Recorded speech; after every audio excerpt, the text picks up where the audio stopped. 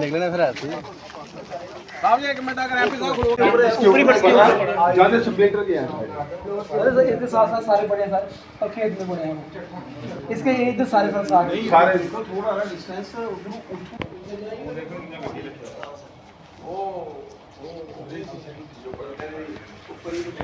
कितना थोड़ा ना डिस्टेंस रही है। हां ये यार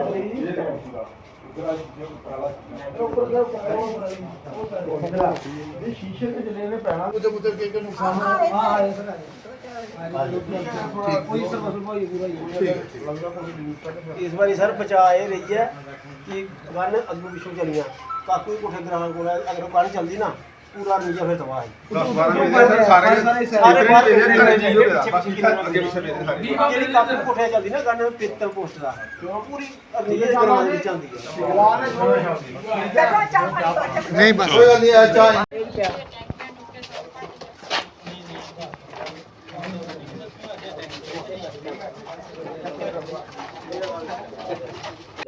पिछले 3-4 दिनों से भारतीय जनता पार्टी का एक हाई लेवल डेलीगेशन पूरे इस बॉर्डर क्षेत्र में घूम रहे हैं और जहां जहां पे इन 3-4 दिनों की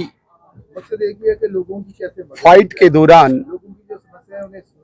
जिन घरों में नुकसान हुआ है गोलाबारी के कारण, ऐसे हर घरों में हर जगह पे जाके हम एक असेसमेंट ले रहे हैं, एक जानकारी ले रहे हैं, एक जायजा ले रहे हैं, ताकि जहां तक गवर्नमेंट के अधिकारी न पहुंच पाए वहां हम पहुंचे, उन लोगों को हम सांत्वना दें, उन लोगों के दुख को शेयर करें और जो उनको मदद की एक अपेक्षा है भारत सरकार से, विशेषकर उन लोगों का जिनका नुकसान हुआ है, उनकी अपेक्षा के लिए हम एक रिपोर्ट तैयार करके भारत सरकार को सौंपें ताकि जल्दी से जल्दी इनका नुकसान जो हुआ है उसकी भरपाई हो।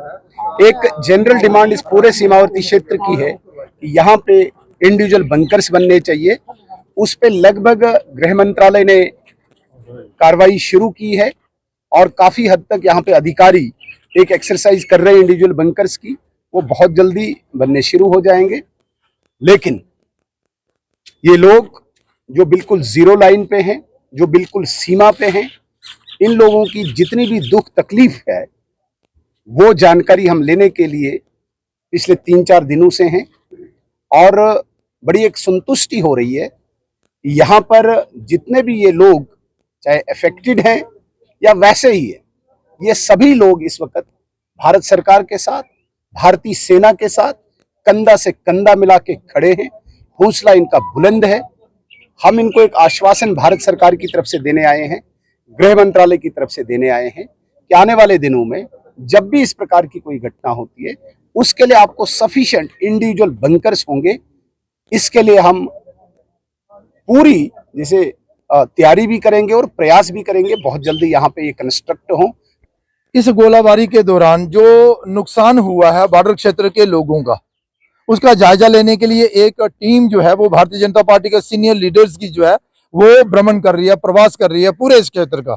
उसमें हमारे प्रदेश अध्यक्ष सर शर्मा जी, हमारे लीडर ऑफ अपोजिशन श्रीमान सुनील शर्मा जी, हमारे भारतीय जनता पार्टी के सीनियर लीडर और 2 बार के विधायक और स्पोक्स पर्सन श्रीमान रणबीर पठानिया साहब जो कि उधमपुर से हमारे विधायक भी हैं, गारूराम भगत जी जो कि आरएसपुरा से और सुचेतगढ़ से विधायक हैं, विशेष तौर पर जिनकी जो विधानसभा है ऐसे हमारे राजीव भगत जी जो बिश्नाक क्षेत्र के हैं। इस समय हम चांदना कोठे गांव में हैं। हमारे सामने आप देख रहे हैं कि जो बॉर्डर है, जहां भी पाकिस्तान द्वारा गोलाबारी में गोले जो हैं वो पड़े हैं, कई घरों का नुकसान जो है वो हुआ है। मकसद हमारा यही है आने का कि जो गोलाबारी के दौरान नुकसान हुआ है उसकी भरपाई कैसे करेंगे। भरपाई कर लेंगे, लेकिन उसकी असेसमेंट होनी चाहिए, उसका एक लिस्ट बननी चाहिए, किसका घर है, कितना नुकसान हुआ है, गेट का हुआ है, खिड़की का नुकसान हुआ है, छत गिर गई है, कोई गाड़ी को नुकसान पहुंचा है, किसी का पशु मवेशी मारा गया है, जिस भी किस्म का कोई नुकसान है ये केंद्र सरकार द्वारा निर्देश है कि उसकी भरपाई होगी। वो लिस्टें जल्द से जल्द बन जाएं। दूसरा, लोगों का जो हमने प्रवास के दौरान देखा, इनका एक ही मकसद है। लोग कहते हैं कि हमें अब बंकर्स चाहिए, और बंकर भी जो है वो इंडिविजुअल बंकर जो है वो चाहिए, और उन बंकर्स की भी लिस्ट बन रही है। गृह मंत्री अमित शाह जी ने साफ साफ कह दिया है कि जिनको भी बंकर चाहिए वो अपना नाम जो है वो लिस्ट में दर्ज करवाएं। वीडियो एसडीएम, एमएलए साहब और भारतीय जनता पार्टी के सीनियर लीडर को भी हमने कहा है कि जिसको भी चाहिए वो एक लिस्ट प्रोवाइड करें, ताकि आने वाले दिनों में उनके घर जो है वो बंकर से बनाने का काम जो है वो शुरू किया जाए। हम सब जानते हैं, हमें भारतीय सेना पर गर्व महसूस होता है। इस बार पाकिस्तान को जो धूल चटाने का काम भारतीय सेना ने किया, उससे पाकिस्तान कई सालों तक जो है नहीं भूल पाएगा।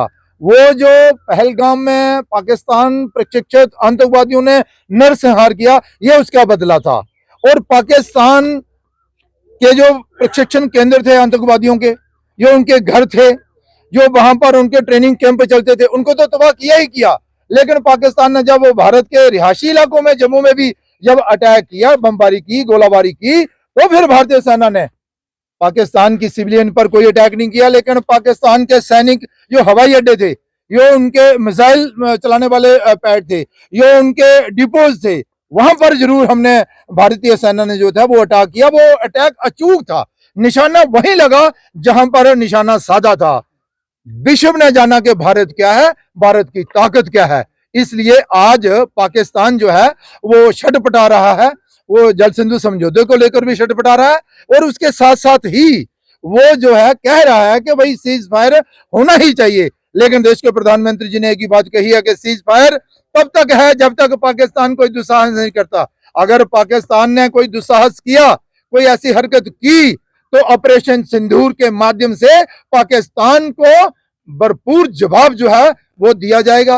और पाकिस्तान को ये जितला दिया गया है और दुनिया में दे देखा। प्रधानमंत्री जी ने कहा अगर बातचीत होगी तो पीओके पर होगी, अगर बातचीत होगी तो आतंकवाद पर होगी, इसके अलावा कोई बातचीत नहीं होगी। ये जो गिड़गिड़ा रहा है दुनिया के आगे, भाई जल सिंधु समझौता जो है उसे लागू करो, जो भारत ने रद्द कर दिया। लेकिन देश के प्रधानमंत्री ने कहा खून और पानी एक साथ नहीं बह सकते। ऐसा है कि यहाँ तक प्रश्न बॉर्डर का है। सुबह से लेकर आईबी के ऊपर हम लोग हैं, इंटरनेशनल बॉर्डर के ऊपर। पाकिस्तान की लगातार फायरिंग से, पाकिस्तान के लगातार से शेल बरसाने के बाद कुछ ऐसी समस्याएं आती हैं। ये ठीक है कि शिक्षा के नाते खास तौर पर युद्ध के समय में प्रॉब्लम्स हो सकती हैं, पर ये मानकर चलिए कि जिस तरीके का वातावरण प्रधानमंत्री जी के माध्यम से, हमारी इंडियन आर्मी के माध्यम से क्रिएट हुआ है, ये मानकर चलिए कि ऐसी कोई प्रॉब्लम जो है आगामी आने वाले फ्यूचर में नहीं रहेगी। और यहाँ तक प्रश्न रोजगार का है, और ये भी आप मानकर चलिए मेजॉरिटी लोग जो हैं या तो सर्विस करते हैं या उनका खेती बाड़ी कार्य है।